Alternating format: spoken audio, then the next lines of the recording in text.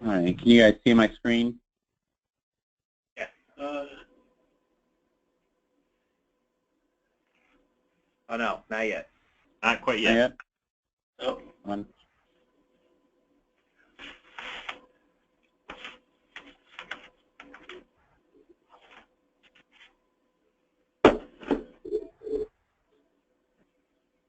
How about now?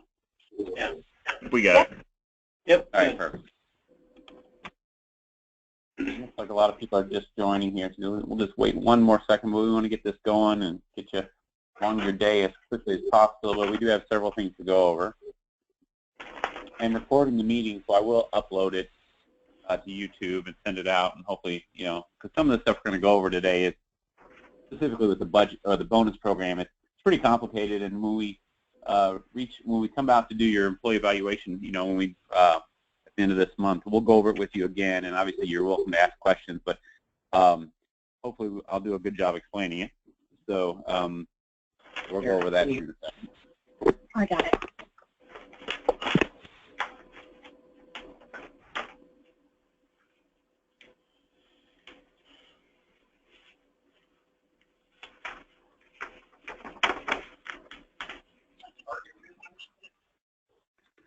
All right, well, we'll go ahead and get started here. First, I want to briefly talk about something that's come up at a few hotels recently.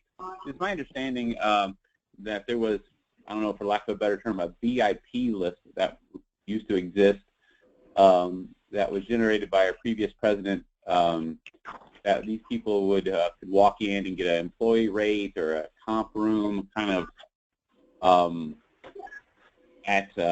demand.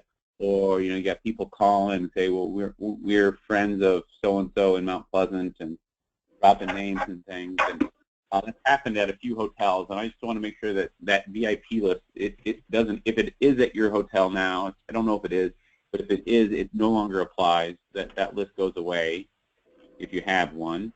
And if anybody ever calls or wants to book a group or anything at all, or trade outs or anything like that, because of a relationship with somebody in Mount Pleasant, please run that through your RDO. But the direction we've been given is that that doesn't exist anymore. There might be some one-offs, but generally speaking, we're not going to be doing that unless it makes business sense for your hotel specifically, where your hotel will benefit from it. But just because somebody knows Mike or Smith or whoever in Mount Pleasant, that we're not necessarily going to be doing anything like that. So if you have that list, 86 it for me, please, and reach out to your regionals if anything comes up with that negatively. But just want to make sure that gets out among the group. Next on our list is a new tool we put together here with the idea is to hopefully make. I always am about giving you guys as many tools as we can to be successful. So this is a labor scheduling tool. It's, relatively simplistic in nature, but hopefully it'll allow you to make good labor staffing decisions. Basically, it is a schedule, no different than you're doing today. I wrote the schedule really with the all our hotels in mind. So you might see on here where they have a social, for social employees, but you're not a resident. And I wrote it so that it hopefully fits all our hotels. I am going to do a kind of a custom one that I haven't written yet for our Courtyard because of the bistro piece, and so I'll get that out real shortly. But this will work for the vast majority of our hotels, I hope. So basically, it's as simplistic as you'd write. The goal is to give you tools but not add work. So this is the shell you'll get, and you can enter the names of your employee and here, as it were, and then you would just write your schedule, and you could put in, 7 to 3 or what have you. The critical thing is to place the hours in here, and for example, and you could then print this and post it. Then you have a spot for your management team, breakfast schedule, bartending social schedule, banquet setup. I have another tab down here for back of the house sort of positions, housekeeping inspector. The same process would apply, 9 to 5 or whatever it happens to be for example, and plug those in, and I have it for maintenance, house person, and in all those spots. And then again, you can just print this, and then the van driver if you have it. But what it does in here is on this last tab, this labor summary tab, I'd ask you put in your forecast so you know how what your labor is going to look like, because many of our labor budget numbers come based off occupied rooms. So you would place in your everything in here is locked down so you can't mess up cells except for the ones that are blue. Oh, real quick, let me go back here on this first tab here. If you update the date right here at the top in yellow, it will update all the way across the spreadsheet. So this one is unlocked, and you can change. Like I have, week of. You could put in, a date, whatever. It'll populate down to all of it, so you don't only have to fill that spot in one time. So anyway, the blue you put in your forecast. Then and down here, what I've done, and this happens to be Okemos' spreadsheet, but you'll get one for your individual hotel, and I'll have populated in here the budgeted hours you have under the various departments. So what, for example, inspector hours we know fluctuate based on occupancy. So if you see here, inspector hours, you have 56. I'm sorry, housekeeping hours, for example, 208 hours. But if say occupancy were to be different, say here you can see that auto adjust, and you see multiple ones auto adjust. So your budget will auto adjust based on your forecast. And then what will populate here is what you actually scheduled. So you can see I have currently 16 hours scheduled at the front desk. So when I was doing the demo here, you can see I put in 16 hours. So it's bringing over by job code, the individual, person. So if I were to again schedule another shift here, it would calculate and bring that all back to you. So what it will do then, now I had 24 hours scheduled.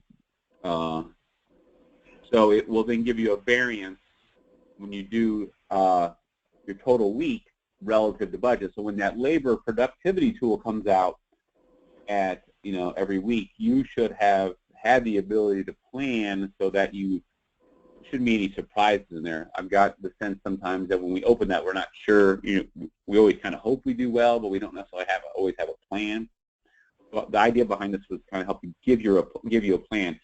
While in many situations it may make sense to overstaff at the front desk, you might have, for example, 195 hours at the front desk because of a large group check-in or the type of check-in of that we warrant more labor. But then you'll have the ability to save that in other lines, so you know that your total labor falls into coordination. So basically, and you can the best thing about this is if you go through the week and have this available as you forecast, you do your forecast and you write your schedule and you know what you think you're going to do. But then as you actualize throughout the week and you see it go up or down, you can update your numbers in here and make good staffing decisions. Either bring people on board or schedule people or take people off the schedule, as our business levels can sometimes fluctuate pretty wildly sometimes at our various hotels. So it can be a living tool as well, where you can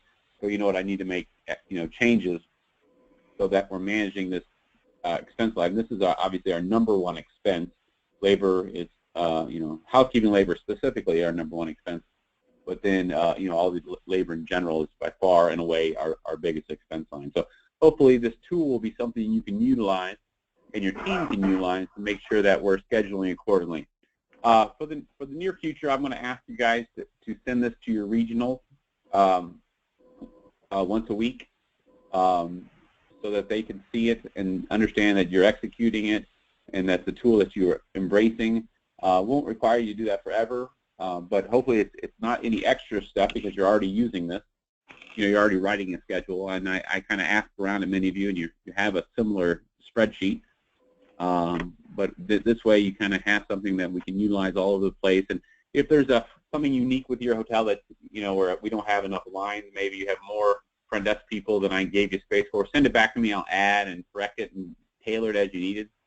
But if, and I'm happy to do that. I tried to make it one size fits all for everybody, but obviously you're not all one size fits all buildings. So if it does need some modification to make it better serve you, I'd be happy to do that. But and I'm done with all but about 3 of putting the the specific budgeted information down here in the bottom.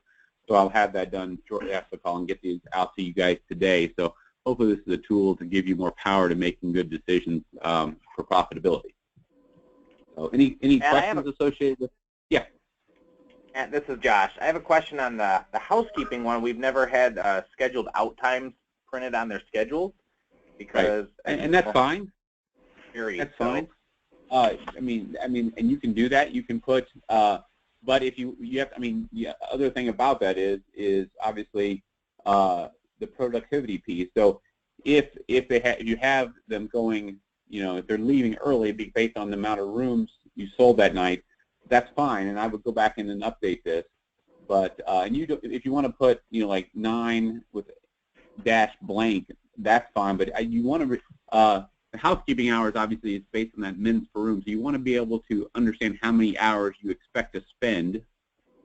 So that obviously we're all challenged with this new standard 25 minutes. So I know I've seen a lot of creative ways of managing that, and the regionals are out there talking about action plans and ways to accomplish that goal. So this is just another one of those tools. But I ask, and I think you use it as you see fit. We're not going to micromanage you, but the idea is to provide you a tool to better understand the use of your hours. Great.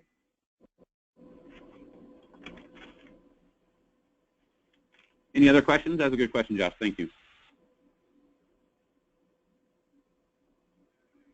No? Okay. Next one, let's talk about the bonus program.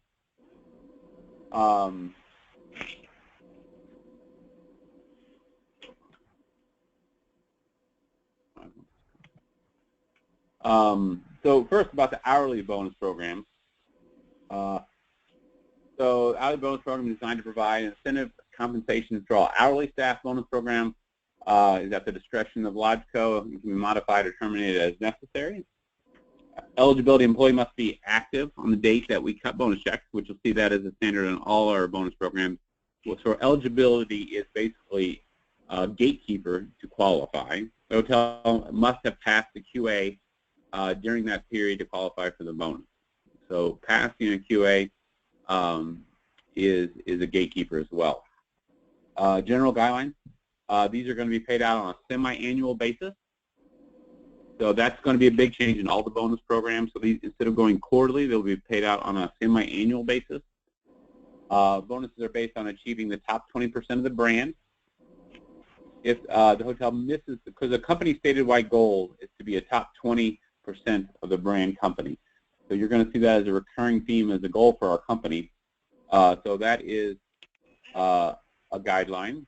If we're not in the top 20%, but we show a year-over-year improvement of 30%. So while we acknowledge the fact that you may not be in the top 20%, but if we're working towards that and showing a 30% year-over-year improvement, we'll pay out 50% of the bonus. So we're showing growth and towards our overall goal of being in the top 20 of our brand. Bonuses will be paid out based on the actual hours worked, not based on pay periods.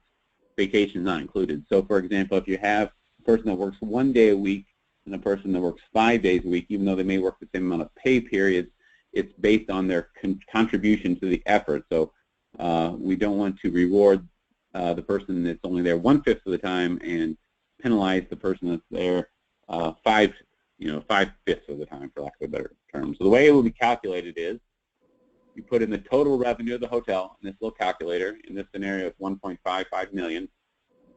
It's paid out at a 0.25% or a 1/4% of that.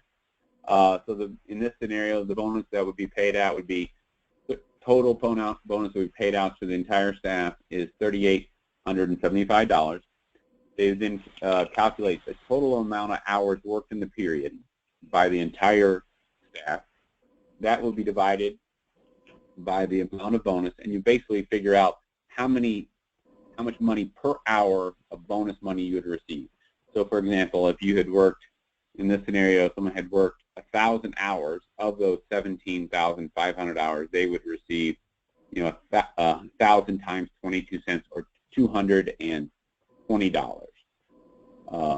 So the person who worked only 40 hours would be, you know, 40 times 22 cents, and the person who, you know, contributed the most would be rewarded the most. So it really is rewarding the people that are putting the most time and effort into the success of the hotel. So we'll be sending this out after this call. Any questions associated with the hourly staff bonus program? So in service scores, the top 20%, is that like the overall satisfaction score? It is. Or in overall satisfaction. That's exactly right, in overall satisfaction. Okay. All right. So now we get to the one everybody's excited to hear about, the salary bonus program. It ties similarly to your hourly bonus program with a couple more things. The salary bonus is designed to provide incentive compensation for eligible salaried employees. It is at the discretion of the Logical Hospitality, and can be terminated or modified as necessary. Employee must be active at the date that bonus checks are paid out. For Director of Sales and Sales Manager, the hotel must meet total revenue quality goals to qualify for the bonus. For Operations Team, the hotel must pass a brand QA to qualify. So those are gatekeepers. So it is our expectation as hotel operators to pass QA, and it is our expectation as sales managers to drive top line. So those are our two driving goals. So those are gatekeepers to the bonus program. General guidelines. Bonuses are paid out semi-annually, so January through June and July through December, as opposed to a quarterly bonus program that we have been in the past. Operation bonuses are based on, of that bonus, 25% of it is based on revenue, 30% of it is based on GOP, and I'll talk a little bit more about what GOP is and what that means to you in a little bit.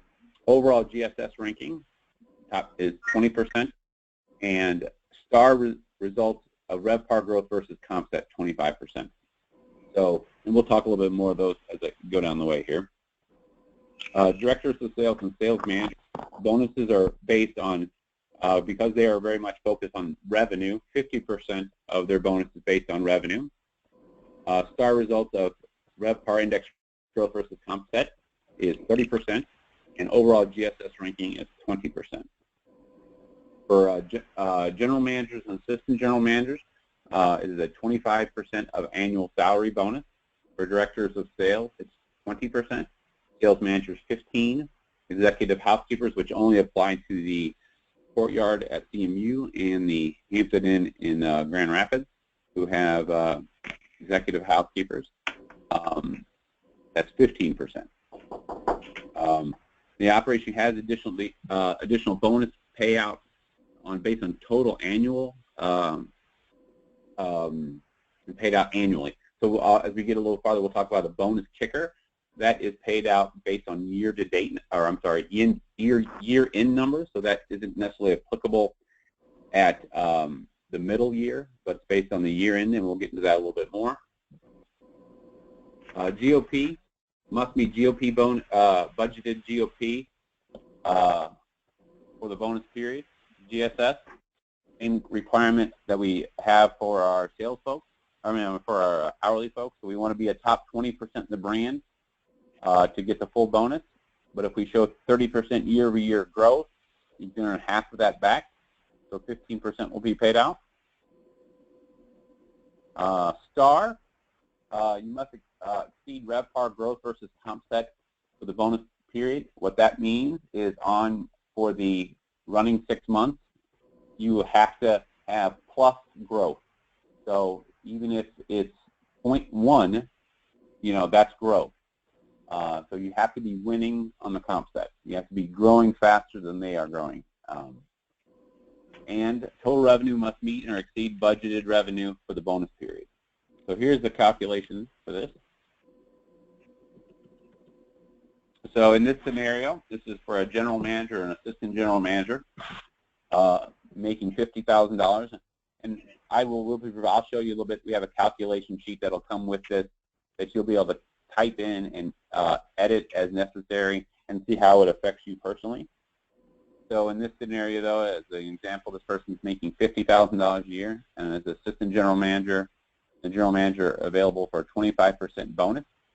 So that would be a total bonus opportunity of annually of $12,500, and for semi-annually half that of $6,250. So in this person's scenario, the budgeted revenue was $1.5 million. They came in at $1.55 million, so they're up $50,000. So they received 25% of the $6,250, which is this. They were budgeted at 30% GOP. They came in at 32% of GOP, so they kept more money on the bottom line. We'll get into discussing again more about GOP in a second. But so they won this one as well because they had a variance of 2%. So they got the 30% of the $6,250. The goal is for GSS is top 20%. They came in at 18% in the brand, so they won that as well. So they made this bonus. The comp set grew 4%. We grew 6%, so we had a positive growth compared to the comp set. So this person also got that 25% for the total of bonus for $6,250 in this scenario where they maximize. The same is true with the DOS and sales manager. The calculation is very similar. $50,000 in the example, as this position is a 20% annual bonus, so 10% available, 5% semi-annually. You can see the percentage weights here of 50. This person made it. Comp set growth, again, similar, and GS ranking, similar, so they paid out the total paid out of $5,000. Going into the kicker discussion, so this is based on only on the entire year. So, for example, if you made budget by more than, say you made it 100%, there's no additional bonus. But if you made it based on this sliding scale up to 110% of your budget, so you really crushed it this year, you can earn an additional paid out percentage of 100%. So the kicker example is, say the total revenue here is 3.3. You made the total revenue was 3.3. The budget was $3 million. We were over by $300,000. So we are at 110%. So the bonus kicker would be 100%, or $3,125. For salespeople, the bonus similarly paid out there. That is based on an annualized. That is different than the quarterly or the semi-annual bonus that's paid out at the end of the year. And then we have here is the calc sheet. Will be divided. Anything in yellow you can modify, and as you go through your quarter, change these things. We have one for each bonus structure, DOS sales managers here, and you'll be able to go in it. And if you see here, this will be a calculation here for your annualized bonus for the kicker. It will determine your percentage over your variance. In this example, you were at 105% of bonus, so of top line. So you come down here and look at that's 150%. You can place that, and it'll calculate what your bonus kicker payout would be at the end of the year, in addition to anything that happens on the semi-annual basis. So all this calculation here is what you can determine based on the first half of the year and second half of the year. The section over here is that annualized kicker that is paid out at the end of the year. So you can play with this as necessary as you go throughout the year and see how you're progressing and know where you're going to fall. It is pretty complicated, and we're going to continue to go over with you, like I said, during the bonus during your employee evaluation. And I want to talk a little bit about what GOP is. So we're going to be restructuring our profit and loss statements. The metric that many of us over time have come used to seeing is this, controllable income, COI. COI is kind of non-traditional, so we're going to be go to a more traditional base P&L that's more industry average. We have there's something called the General Accounting Practices for Hotel Accounting 11th edition, which is kind of a accounting Bible that industry people kind of tend to fall under as far as accounting reporting. So we're going to be moving towards that closer, and then we expect to have that P&L report that's more industry average very, very soon. So Eric and his team are working on it. But GOP, let me bring up a P&L here.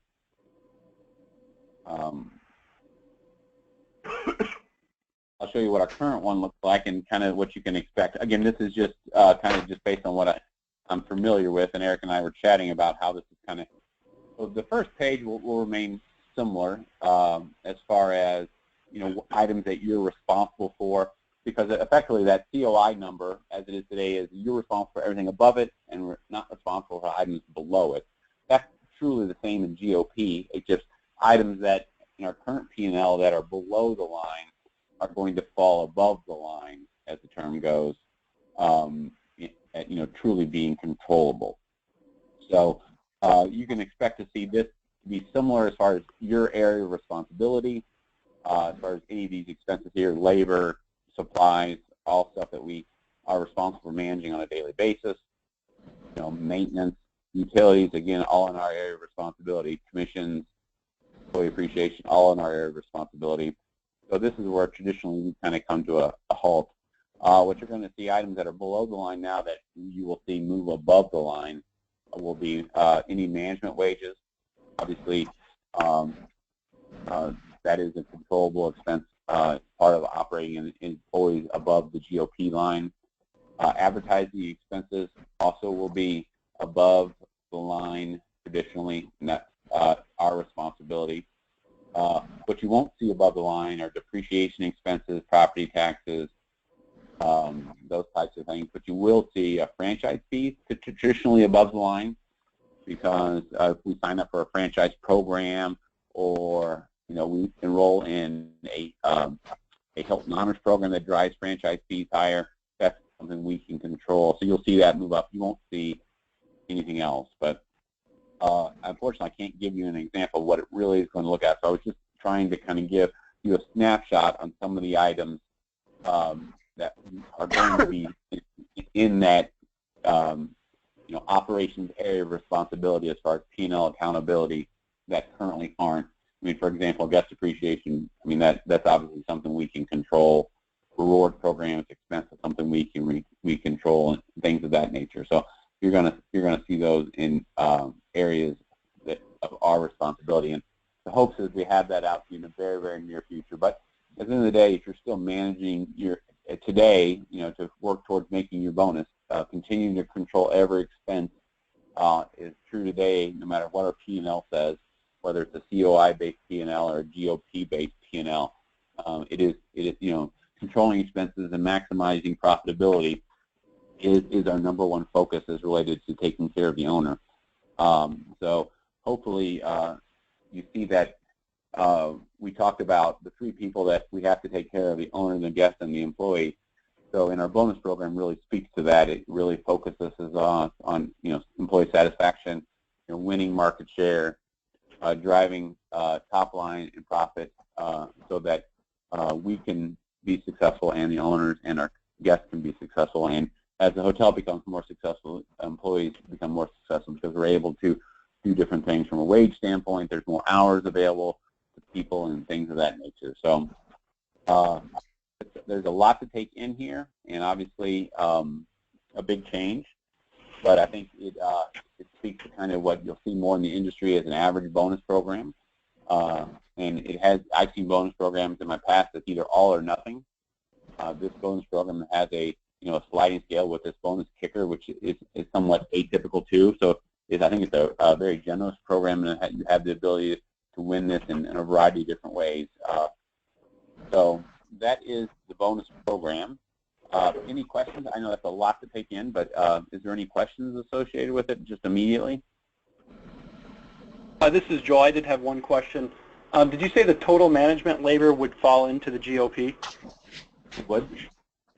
Well, I mean, I say that that has been my experience, and Eric's team's working on it, so I was trying to give examples, but yeah, that traditionally falls above the GOP line, yes. I guess my question would be, and how would we have control to control that, as far as, we don't dictate the salaries of our other managers? Well, as our managers, unfortunately, in our tradition, transitioning to more of an hourly role, you will have the ability to control that expense. Whether it be sales managers, now, becoming, by federal law, becoming exempt, non-exempt employees, where they're going to be affected by overtime rules. But obviously our budgets are written, to some degree this line doesn't require a lot of management because the budget's written based on our management guidelines that the HR team has put together. So it should be generally flat to budget. But now that there is that controllable piece with overtime for our management team, that is a new wrinkle that we as an industry are going to have to face because new guidelines is related to the federal government labor laws. Yeah, so Joel, I'll just... Didn't really... Sorry, go ahead. Joel, I'm just going to mimic on that for a second. This is Ida here. Just that's the message. We can't run these properties with overtime, and I think your controllable piece is if you have to bring a salesperson in to do Lobby Lizard at night, then you're going to bring them in later in the morning. But you're going to be careful thinking about that because you don't want to rob them from prime selling time during the way. And the same thing with an AGM. It may force you GMs out there to have to schedule more smartly. I mean, perhaps you'll have to do more split shift scheduling or midday start times to cover your most peak times instead of the typical 7 to 3. Maybe it's a 10 to something, or but those are the ways you're going to have to think creatively to make sure that you're running your hotels without getting that overtime. Yeah, it's a new wrinkle that we are all facing. Wasn't something we used to have to deal with. So when are the AGMs going to be switching over to the hourly salary? I don't know if we have a date on that yet. Okay.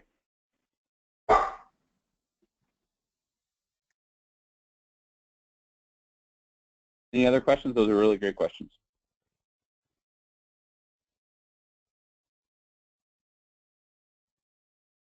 All right, well, good. Anything else for the team, Ida? The red zone. Oh, so if you want to share your screen with me, I will put that up there. Yeah, I'm happy to. All right. So first of all, I know that you guys have gotten a lot of information. We have one more thing to roll out, and I certainly can't go on further without saying thank you all for all the changing that's going on with Lodgeco. We are moving pretty fast. We've got a new team. There's more opinions and more changes and a lot of things to get through. So I want to say thank you to all of you. But we're really excited about having the opportunity to change up some of the things in Lodgeco. Lodgeco is kind of a small company that's went big, and if we do the same things that we always did, we'll always get the same results, right? Has anybody heard that statement? So we have to do things differently, and change isn't always easy, but I ask every one of you who are leaders on this call to really embrace that and say change is going to be for the better. We're not just changing things willy-nilly. All of the things that we've put together at the corporate office are carefully considered, thought through, combed through very deeply to satisfy our owners and to satisfy our team members and our guests. So I want you to know how serious that we talk about all the things that we're doing, and then I want to ask for forgiveness. There's things we're rolling out quick that I just need you guys to be flexible, and sometimes we talk about them so much at the corporate office we may forget that you're hearing it for the first time, and they're big changes, and you haven't gotten the chance like we have to roll around it for several weeks or months, and so anytime you have a question or you need more support in an area, please reach out to your RDOs. We have a lot of new things coming with how they're going to be looking at revenue and our GMs to be a little bit more aggressive and all those things. So I want to thank you all for everything that you're doing. Thank you in advance for being very open to all of these changes. This bonus program, I believe in it strongly. I think it's an excellent plan that aligns us with other companies and also gives you the chance to still make some really good money. Your checks should be bigger because they're not quarterly anymore and all that. So without further ado here, let me get to this next topic. So one of the things that we want to do is we want to change up the way that we've managed hotels that are not performing well. We want to hold ourselves accountable at the corporate level to make sure that we are supporting you all greatly when we're not hitting on all the cylinders. So what we have developed is a scorecard that you're going to start to see come out in the monthly scorecard that Kristen used to send out that now Matt owns, and it'll be color-coded, probably starting in February or March, I think, right, Matt? Yes, ma'am. Okay. So the scorecard will really measure 3 metrics, and you know, again, the goal is that if we're not hitting in one area, that we can come in, provide support, and help that GM succeed. That is the true meaning behind developing this program. And I think the things that we're putting in place and implementing helps us. If we have 30 hotels or 50 hotels, we've got to put in strategies that can help us at the corporate office help you guys and be there and do the job that we need to do for the property. So this is one of those programs that I think grows with us. So let's take a look at it. Basically, we have the keys to success is driving profit, GOP, which you just heard Matt introduce. Achieving guest satisfaction. So our goal is to have every hotel within top 20% of overall guest satisfaction, I think that there's different verbiage for some of the brands, but it's the same intent, the overall guest satisfaction rating. We want you within 20% on the brand ranker. The STAR report, you know, as Matt sort of shared on the bonus structure, the same thing. We want to make sure that you're growing more than your comp set. And if there's anyone on this call who clearly doesn't understand this, I want you to email me after, and we'll set up a private conference call where I can explain clearly so that anyone can understand how to measure that and where it comes from on the STAR report. So these are the 3 metrics, and when a hotel is missing performance in profit, guest service, or RevPAR, our goal is to assist the property to improve your results. So each result is crucial to our overall success, and we need them to run profitable businesses. So here's how we've measured them. You're green if you're achieving on all 3 metrics. You will become a yellow color if you're achieving on only 2 of the metrics. And you become red if you're 2 consistent months of missing 2 metrics. It could be any of the 2.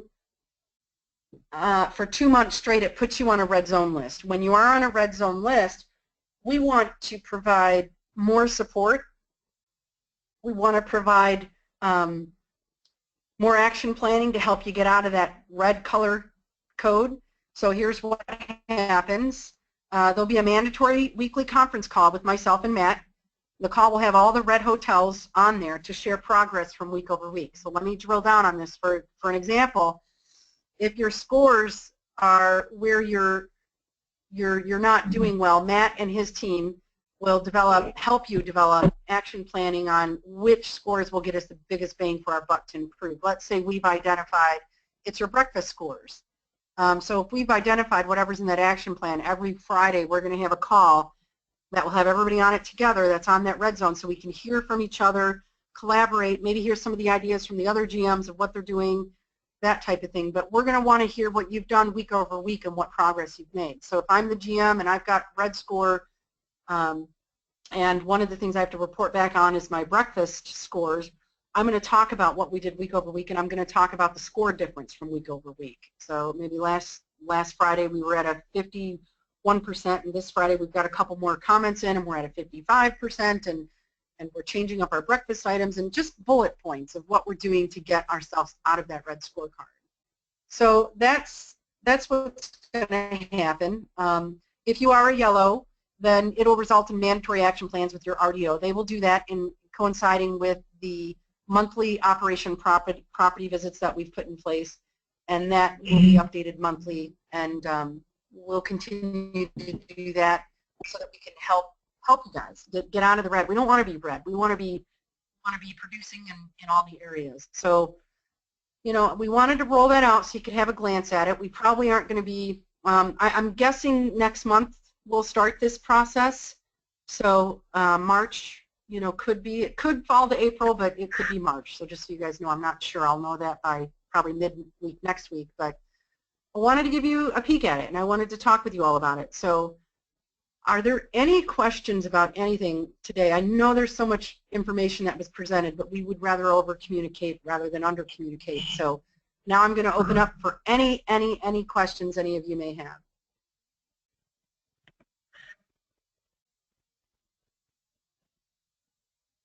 Anybody out there with any kind of questions? Hi there, it's Jody. I don't really have a question at this point. I'm just trying to like soak it all in right now. So I don't want you to, you know, we're not there with it.